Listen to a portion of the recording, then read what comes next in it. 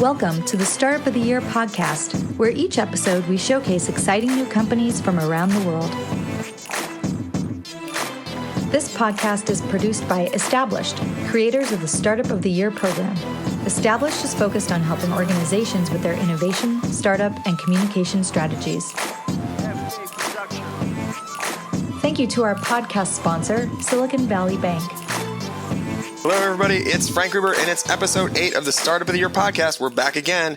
It's been a whirlwind the last couple of weeks. We did an event in New Orleans and had a great time at InnoConf, and it was Jazz Festival at the same time. And then simultaneously, we had our involvement with Rise of the Rest tour, which went through Florida and Puerto Rico.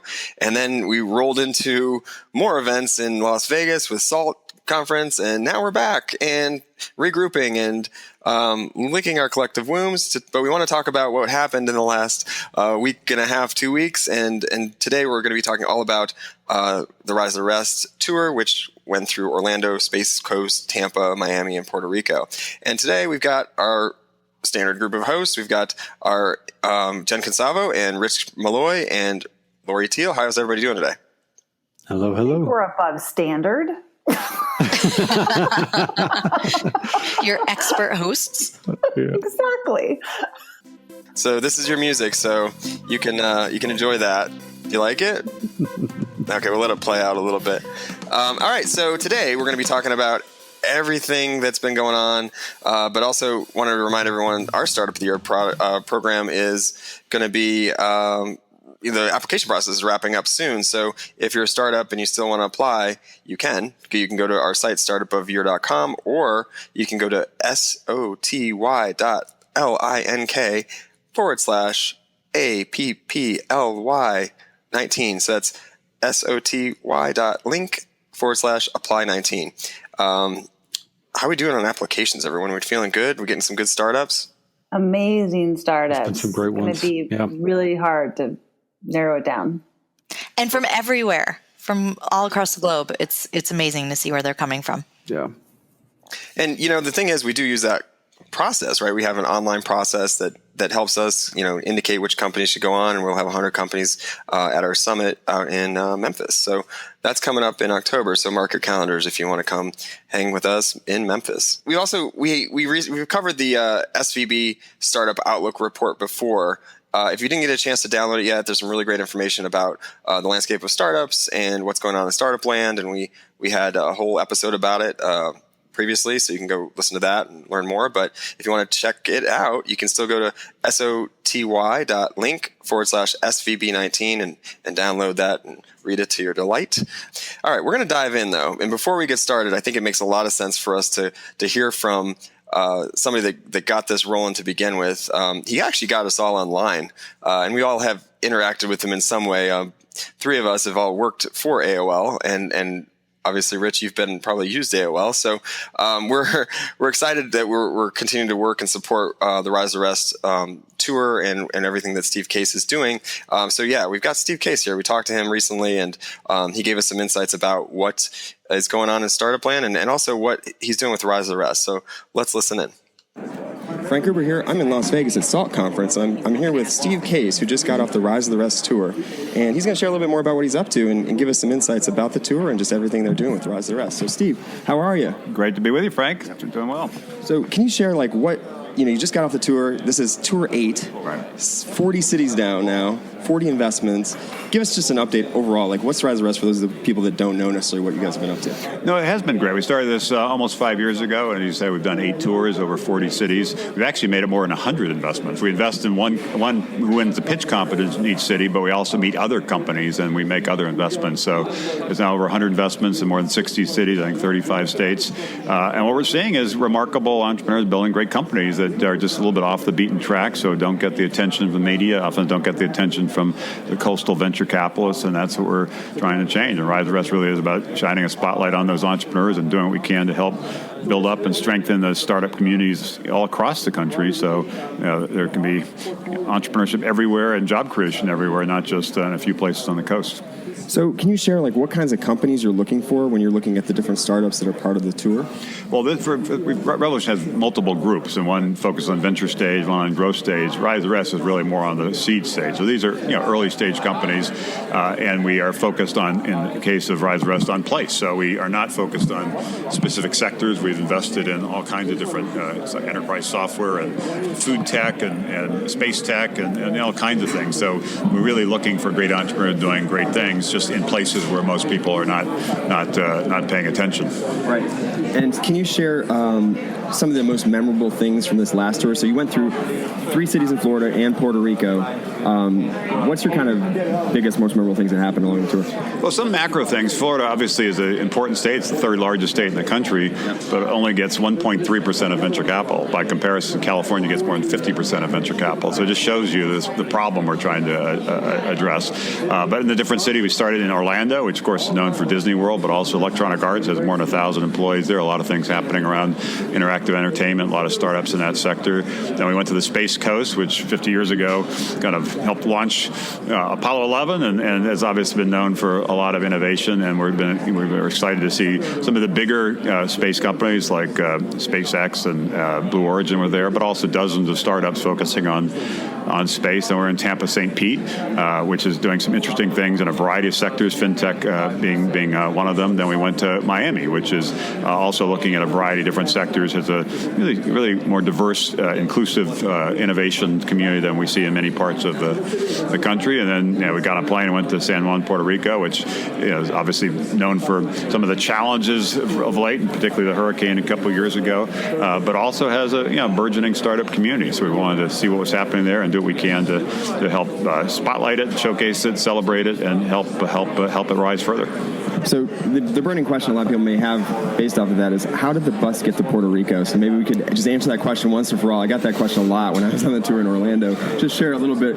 Was it a submarine? Was it a helicopter? Well, no, we did have to abandon our bus in Miami, and we chartered a different bus in San Juan, but did get it wrapped with the Rise the Rest logo because the people in San Juan understandably wanted to feel like a real Rise the Rest stop, not sort of something else. So it worked actually remarkably well. We were pleased to see the enthusiasm there. We also were with Jose Andres, who's a well-known chef who's become a great humanitarian and led the efforts to feed the hungry and the homeless after Hurricane Maria. I think it was 4 million meals. Is the chef network he put together, kind of was able to create. So it was a great visit, and we really were struck. There was one startup we met that it only was able to raise $1 million of capital, but now has a company with a $20 million run rate and expanding rapidly. So this just proves that entrepreneurship really is happening everywhere, not just in San Francisco and New York City and Boston and a few places like that. Okay, can you share a little bit about your perspective on the idea of this inclusive ecosystem? So you guys are going everywhere. You're investing in all different, minority-led teams, women-led teams. Can you share a little bit more about that whole perspective on the ecosystem there? Yeah, we do think it's important. We want to level the playing field in terms of place, as I discussed, but we also want to level the playing field in terms of people. And I mentioned 75% of the capital going to 3 states. The other data point is over 90% of the venture capital goes to men, less than 10% to women. So we're looking for ways to be more inclusive. When we do one of these Rise the Rest tours, we reach out to a lot of different groups and try to get the best startups in each city to come forward, put their hands up and compete to be in the pitch competition. Last week we had 540 applications to pitch. We picked the top 8 for each of the 5 cities, so the top 40. And we do make an effort to reach out and make sure there's a wide range of communities that are putting entrepreneurs forward. At the same time, the judges pick the best possible company and really try to kind of make sure it's a company that can grow rapidly and be a successful investment, and also an example of a company that can grow in that city. And interestingly, last week 4 of the 5 winners were women. So it shows you that if you really do make the effort to reach out, there are great entrepreneurs everywhere. There also happen to be great female entrepreneurs everywhere and great people of color entrepreneurs everywhere. It just requires requires a little bit more effort to make sure you really are opening your aperture and reaching out to different networks to make sure you have the widest variety of people and places that bring different business perspectives, technology perspectives, cultural perspectives to bear, which we think is important in terms of driving innovation in the future. Right, and that totally makes sense. And then after the bus leaves, what do you want to happen? What do you guys see as like the next step? Well, we're only there for a day, although our team in each of these cities works for 6 months to lead up to it, and spend a lot of time building relationships, a lot of time driving kind of collaboration, partnerships, and so when we're there on the ground for that one day, we're just trying to be a catalyst. We're just trying to throw a little more kerosene on the fire so it burns a little brighter, a little faster than it might have otherwise done. But then we do have a lot of efforts that are follow-on efforts to help do what we can to make sure the community does continue to kind of rally, does continue to collaborate, does continue to believe in their entrepreneurs, does continue to figure out ways to win the battle for capital and talent, does continue to rise up a strong startup community. So ultimately, obviously, comes down to each of the communities, but we do try our team at Revolution, both before we're in a city and then after we're in a city, try to do what we can to follow up, including we've hosted 3 Rise of the Rest summits, where one case we brought together 100 startup community leaders, another case 100 regional venture capitalists, most recently the 100 entrepreneurs we backed through the Rise of the Rest fund. So there's a lot of efforts beyond the tours that we have put in place to try to make sure that Rise of the Rest really continues to build as a movement, and that the cities we're visited, really continue to rise up. Right. And so, just in general, what are you excited about, like from an innovation perspective, as you tour the country and you see all these different entrepreneurs starting new things that could potentially change the world? The diversity of ideas and the diversity of sectors that are being targeted. And not surprisingly, some of the cities that we visited have a unique expertise that's going to be super helpful going forward. For example, in Baltimore, we saw a lot of things in health tech because Johns Hopkins is there, Under Armour is headquartered there. In St. Louis, we thought a lot of things around ag tech because it's a long history of farming. Monsanto was headquartered there. I mentioned last week being on the Space Coast. So each of these cities has a rising startup community, but usually is focusing on 2 or 3 particular sectors that play to their strengths based on the history they have of what they've done over the last several decades, which can help inform what they might do and what they should focus on over the next few decades. At the same time, the other thing I'm always struck by is you never quite know. The entrepreneur can really do anything anywhere, and some of the startups that have really accelerated. One, for example, we backed in Detroit, and just a few people now. It has I think it's 500-600 employees, and will likely be our first $1 billion unicorn in a Rise of the Rest fund. Wow, and it wouldn't, that particular company you wouldn't necessarily have thought would be in Detroit because it has nothing to do with cars, nothing to do with mobility. Shinola, right? So no, StockX. That's more of a marketplace, kind of a stock exchange for a thing. We also invested in Shinola there. So you just never know. That's the great thing about entrepreneurship. You have to be open to being surprised. Right. That's great. Just one more question. You started AOL years ago. You've put people online. You've got a successful, fund. You've invested into hundreds of companies. What drives you? Like, what gets you out of bed in the morning to do Rise of the Rest, get on a bus and do this in 40 cities over the course of 5 years and just keep pushing? Well, I'm inspired by the entrepreneurs we meet and the companies they're trying to build and the problems they're trying to deal with or the opportunities they're trying to see. That's really the driver. But there's also a passion about doing what I can to level the playing field around opportunity. The early days of AOL and the internet, a lot of that was, at least for me, being driven by the idea of leveling the playing field in terms of access to information, access to education, really creating a world, which we now have, where anybody anywhere has access to information they didn't have a few decades ago, access to markets they didn't have a few decades ago. So it is about being inclusive and leveling the playing field. Now with Rise of the Rest, to me, it's sort of a similar idea. Instead of leveling the playing field in terms of information, education, commerce, it's leveling the playing field in terms of opportunity, and just trying to do what we can to not just back specific entrepreneurs building specific companies, but try to strengthen each of the cities so they have a stronger startup community, are able to attract more capital, are able to attract more talent, are able to have more breakout successes. And if we do that in enough places, we think it will help create a more inclusive innovation economy in this country and start dealing with what is becoming, I think, a difficult issue of kind of have and have nots. That some people are feeling bullish about the future, excited about the disruptive technologies. A lot lot of people are feeling left behind and anxious about this disruption. Feel like it's going to be bad for their families, bad for their communities. Yeah, AI, robotics, driverless trucks scare people, and so there's going to be some job loss due to new technologies. That's always been the case, but there'll also be some job creation based on new technologies. The question is, are those new jobs going to be created just in a few places like Silicon Valley, or are going to be created all across the country? And we're trying to do what we can to make sure it's the latter, that there are really jobs everywhere, startups everywhere, innovation everywhere, opportunity everywhere, hope everywhere. Right. That makes sense. And I just thought of one final question. As you've already tackled your first island, I guess you could say, with the Rise of the Rest, with going to Puerto Rico. You're being from Hawaii. Is the next island tour coming up here? It might. Yeah, we certainly my mom would love that. And we have some friends there in Hawaii that we've talked to about doing different things. So it is different when it's not quite a bus tour of a week, but we're trying to do it. We did some things in Hawaii when we launched Startup America 7 or 8 years ago. I shared that. We did launch Startup Hawaii. I went out to speak at that event and back some angel investment fund there. So, but yeah, at some point we will need to go back to where I started and do something in Hawaii. But we don't have any immediate plans to do that. So stay tuned. All right. Thanks so much, Steve. Really appreciate it. Thanks, Frank. So there you heard it. There he is, Mr. Steve Case.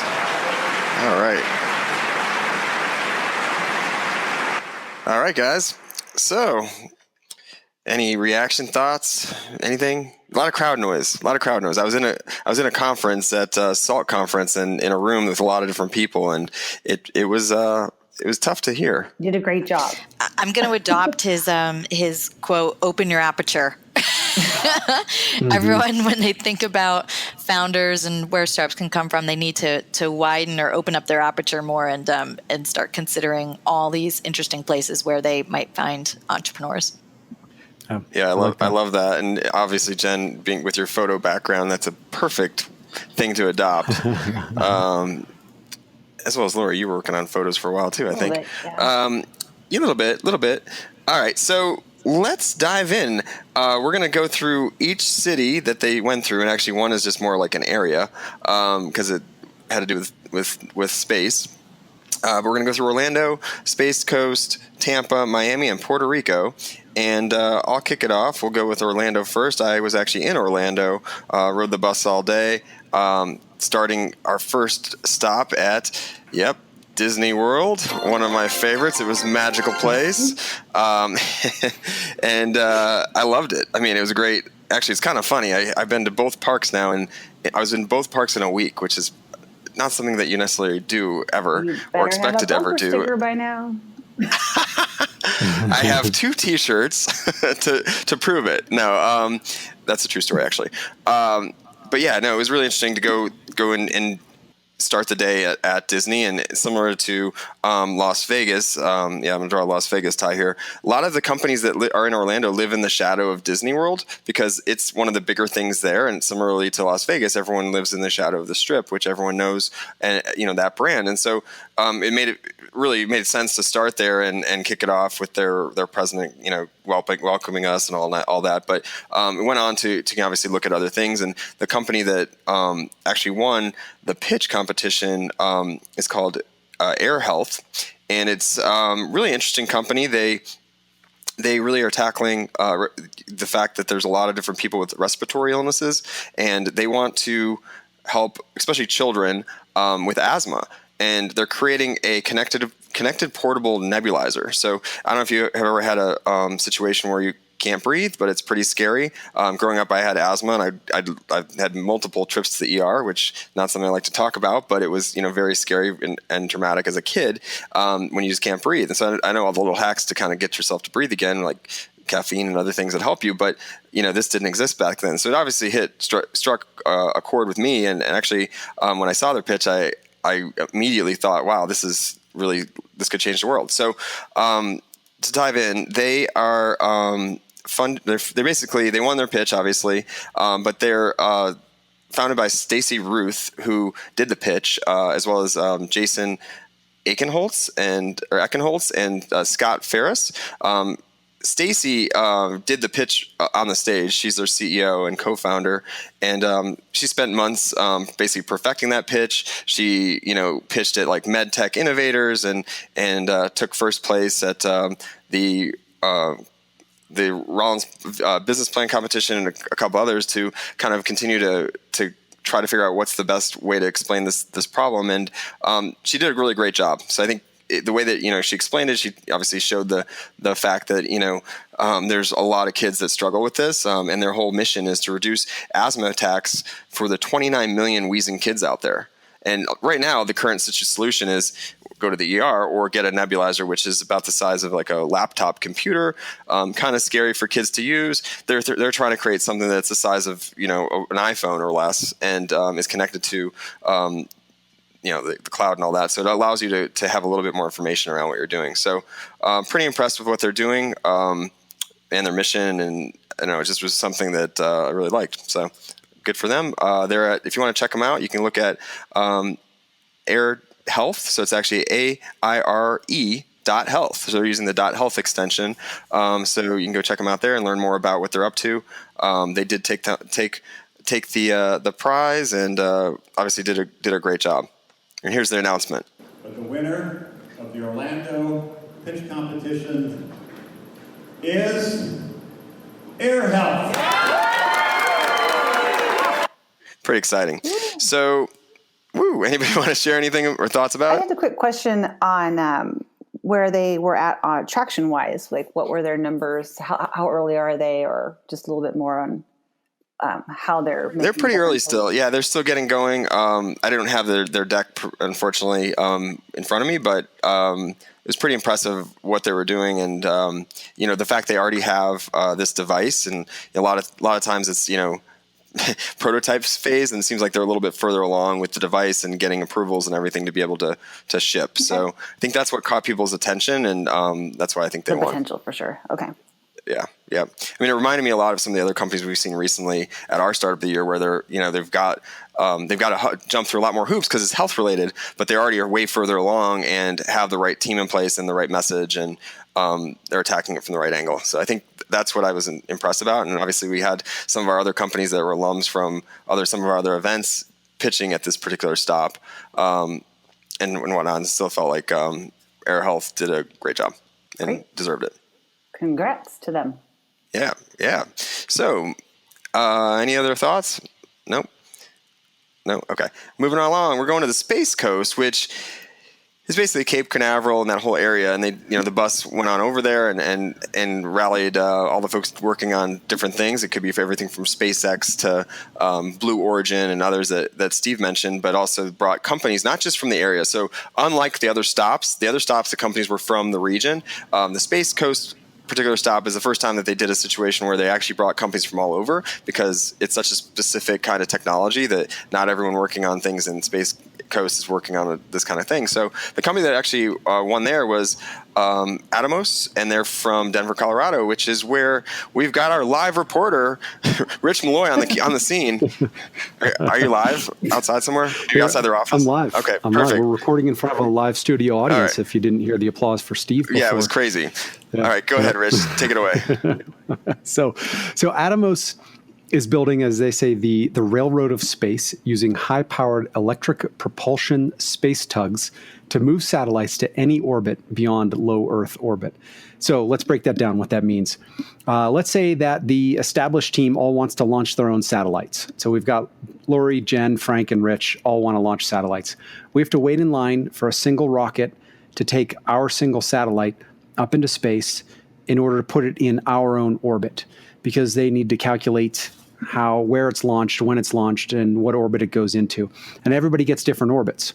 So one rocket is launching one satellite, maybe occasionally multiples, but more often than not, it's just one at a time. Well, what if you could cram a whole bunch of satellites into one rocket, launch them into space, and then have a tug, like a tugboat, that brings a ship into harbor, but instead it's waiting to pick up those satellites and move them into their proper orbit. Now you can have a reusable rocket. You can speed up launch times. You can be more eco-friendly, reduce debris in space, and everybody gets to, and then you get to ride share. So, this is like the Uber for satellites, if you will. No, I'm not gonna degrade their business like that. They really have a brilliant concept to go and help more organizations put satellites into space faster and less expensive. And Vanessa, the co-founder, Vanessa Clark, is a rocket scientist. She has an amazing background, and this was actually her postgraduate work. And and she was working on this at another big space aerospace company, and that aerospace company, after she finished this whole project and she said, here's what we should do, and this is the idea, and blah, blah, blah. And they said, great. And they tossed it on the shelf because it doesn't suit their business. They make more money doing individual launches, and they're serving the current customers and the business that they have. So they have zero incentive for the existing players in the market to participate in this. And so what she has done is created this highly disruptive business, and has gone out to apply her expertise and to build a team around launching this product. And just to add a little bit to that, Vanessa and her team were also participants in the NASA iTech program. So last year, she and her company were actually selected to be part of the top 10 in, I think it was either Cycle 1 or Cycle 2 of the 2018 NASA iTech program. She and many others came and pitched in New York City as part of the energy-focused NASA iTech cycle. And she is really impressive. Just, as you mentioned, just, brilliant in terms of coming up with the concepts, focused to get this done. I think she's pivoted a little bit from some of her original concepts and is just, hell-bent on seeing this through. And it's really exciting to watch her. Yeah. And the advantage of that for, Rise of the Rest doesn't really get to do a tremendous amount of due diligence in a pitch competition. But, the advantage for anybody who's looking at a company that has gone through the NASA iTech program is that these companies have been vetted as technologically feasible and sound by NASA's chief scientists. So the chief technologists for NASA come together and say, yeah, this is doable, and this makes sense, and they give a thumbs up on the technology. And then it's up to you to decide, hey, is this a company that we want to do business with, or these people that we want to invest in? So it's I think it was a great winner for the Rise of the Rest Space Coast. I agree. Tugboats in space. That's amazing. I mean, talk about, that's something I was thinking of tackling immediately, but really useful. And I love tugboats. So it's a win-win all around. And then side note, we also had some of our friends from NASA on the tour. So we had Kira Blackwell on the tour, and I think there were a few others as well from NASA that joined. So that was pretty exciting for them. And obviously really cool to be able to bring all these companies together, and obviously some really impressive stuff. So. Yeah. All right. Any other thoughts? Okay. All right. We're moving on.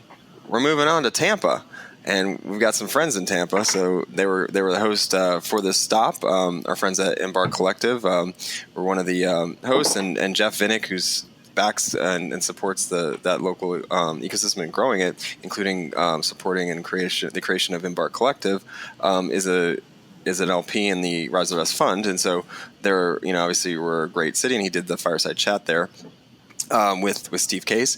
And the company that won is a company that we're familiar with from our work in Start of the Year land.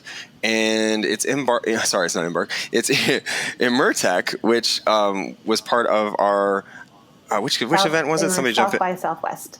South by Southwest. All of our events are blurring together at this point. But yeah, they were pretty impressive there, and they obviously impressed the judges in Tampa. So Lori, do you want to take it away? Sure. So I know I keep wanting to say Emertech, but I know it's Emertech. I got it. They were founded in 2017 by Eric Maltese and John Clegg, and they are based in Tampa, as you mentioned. They've developed and patented a live VR training platform for medical professionals.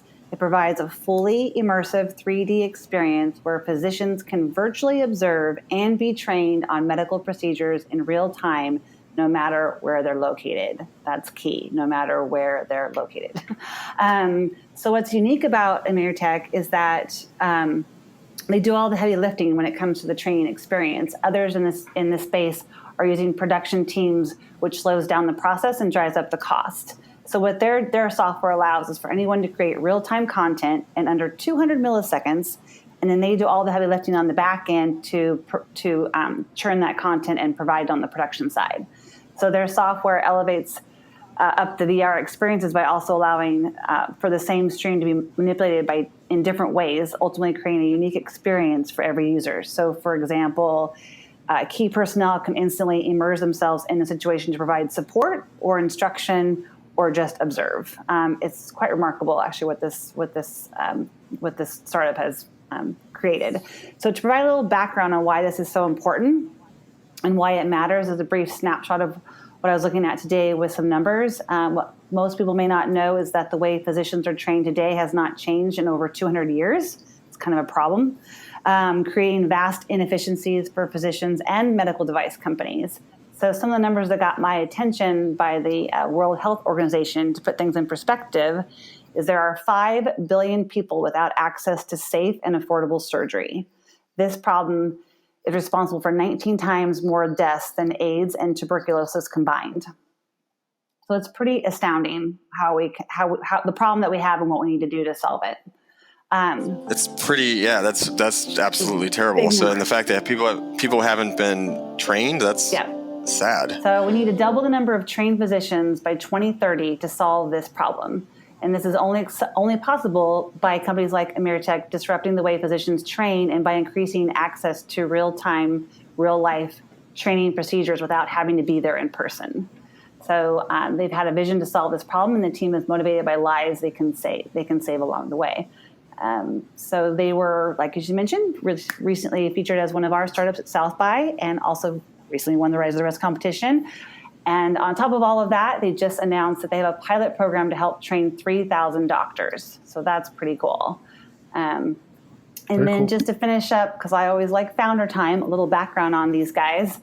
Eric, co-founder and CEO, has 10 years of experience in forging international business relationships and creating e-commerce businesses.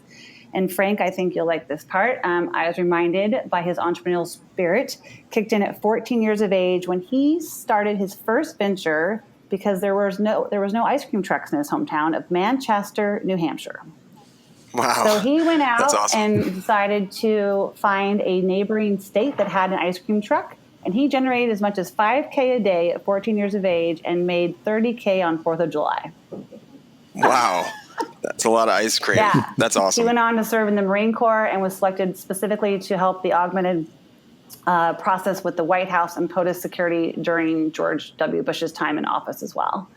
Wow. So not to leave John out by any means, who's the co-founder and CTO.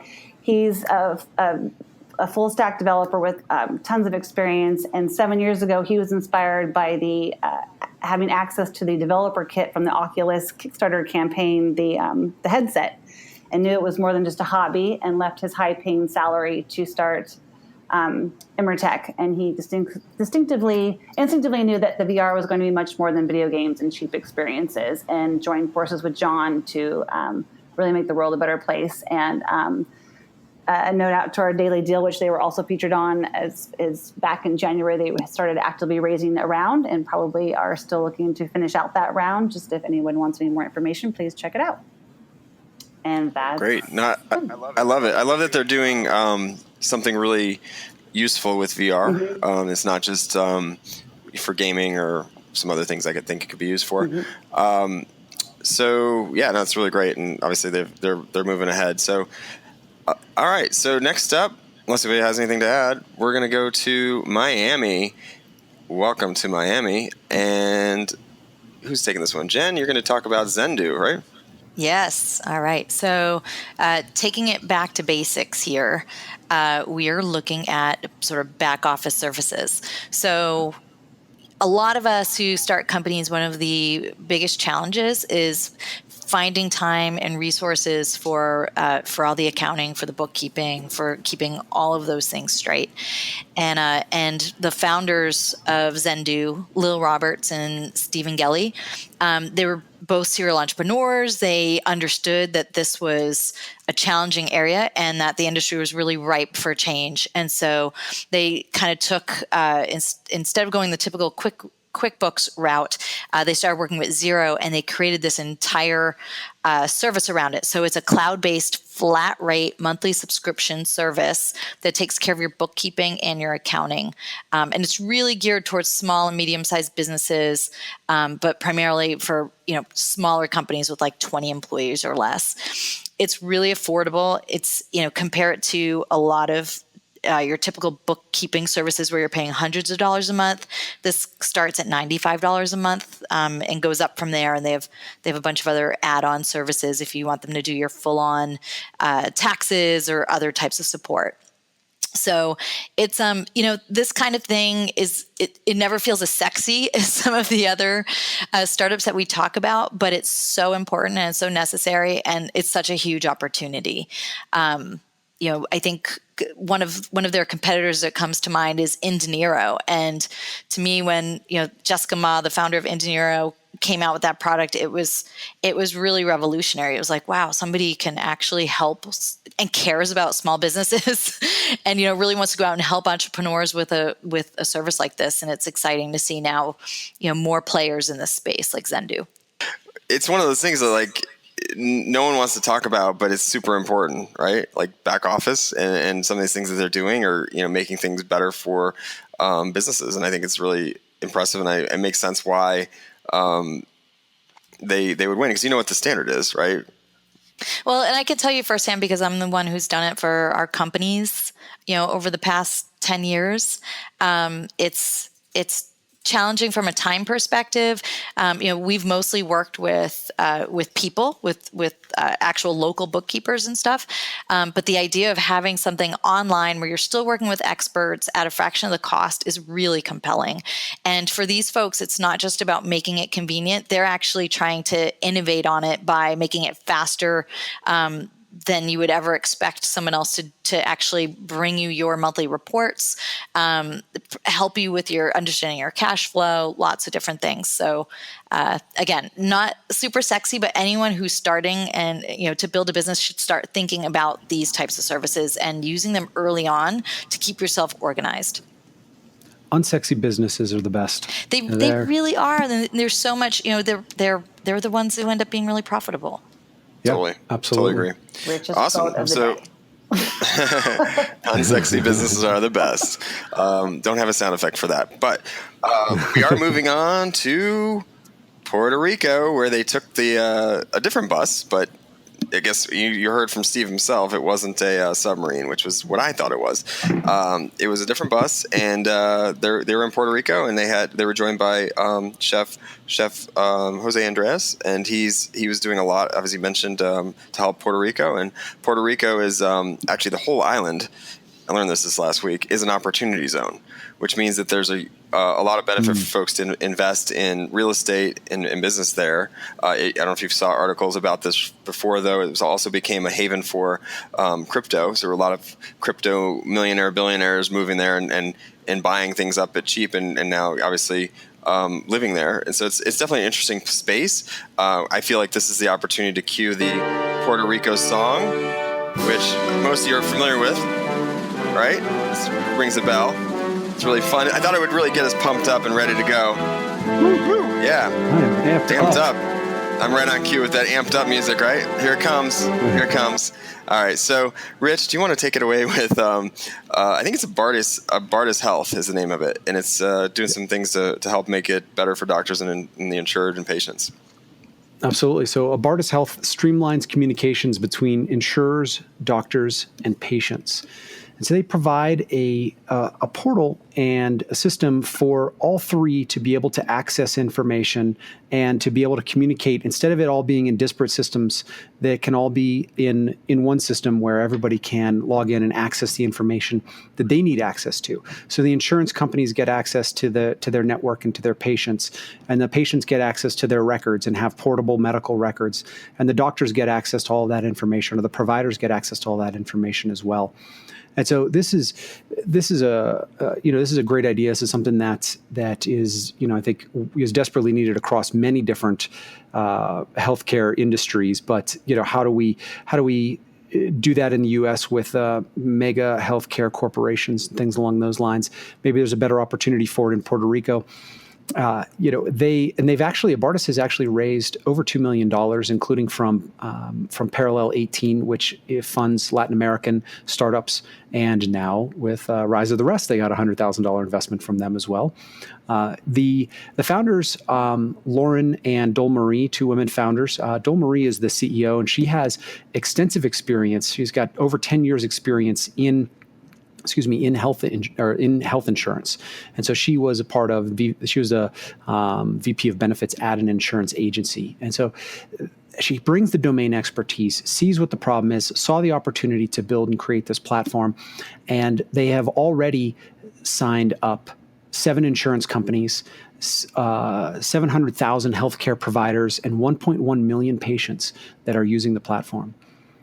And I'll say, from a personal standpoint, so I use a Kaiser Permanente in Colorado, and Kaiser is the provider and the insurance company all in one, and that aligns benefits, or it aligns objectives rather. It aligns that the objective for the provider is not to maximize the billing, but to maximize your health. And so, being able to create this sort of communication and this level of access and transparency, hopefully will also drive those aligned incentives in the healthcare industry as well. Wow. Yeah, that's really, again, it may not sound like a sexy business, but this could be a huge business. Merging two big problems with, healthcare and insurance and getting covered and all that. So I think it's going to be great. I think it's interesting that they're based out of Puerto Rico as well. I think that's obviously it's been beneficial for them already. So, Jen, did you have anything, or Lori? No? Okay. Then I guess we're at the end. Thank you all very much for all the insights. And thank you to Steve Case for joining us, again, founder of AOL and Revolution and Rise of the Rest Fund, for including us. As Established was on the tour bus as they toured around, and I joined as well. So thank you so much for that. And thank you to Salt for having me last week and joining them for the great conference they put on here in Las Vegas, brought to you by Skybridge Capital. That was really great as well. So anybody else have anything else to add? Or we wish episode 8 adieu? No? It was a great blend. I love the SALT conference with Steve Case and the Rise of the Rest, and Steve is just so focused on his mission, and it's just so easy to fall in line with what he's doing and how he talks about the Rise of the Rest and raising up and allowing entrepreneurship to thrive everywhere. And I'll throw out one thing. He was on stage with Mark Cuban. And it was a great interview. And while they both agree that entrepreneurship and innovation can and should happen everywhere and anywhere, they have different opinions on how it will happen and what's coming down the line. But one of the things that was really interesting was that the .com era was a truly dispersed time that wasn't just focused on Silicon Valley. AOL was built in DC because it was sitting on top of one of the major hubs for telecommunication lines, and Broadcom was built in. Not Broadcom. What was Mark Cuban's company? Was it Broadcom? No, it was no. Shoot. Actually, to that point, Rich, going back, Broadcast.com. Broadcast.com. Yeah, that was in built Texas. Dallas. Yeah, Dallas. And he loved Dallas. And why should he move? That's what he was saying. It's like, why should I move and try to be in a place that, has higher cost of living, harder to find people? And not to mention back then, it didn't matter where you lived, right? Yep, absolutely. So, Lori, sorry. No, I'm sorry. I was like, my mute on? No, I was going to say, to that point, I was part of a startup in little old Santa Barbara, California, in a little house, and I don't know how AOL found us, but they did. They did, and it was it's interesting because even going back to those times, I hadn't really thought about that. But yeah, how did that all come about? How did they find us in the middle of nowhere? Well, not in the middle of nowhere, but in a tiny little town where you don't think of tech. Would be Santa Barbara. So, all comes back around, right? All comes back around. Yep. Yeah, and here we are again, looking at companies everywhere, and that's a great way to kind of wrap this up with our Startup of the Year podcast, episode 8. We still have applications open for Startup of the Year, our competition, which will culminate this year, October 14th through 16th in Memphis, Tennessee. come join us. If you haven't applied already, please do. If you're an alumni, we'd love to have you down there as well.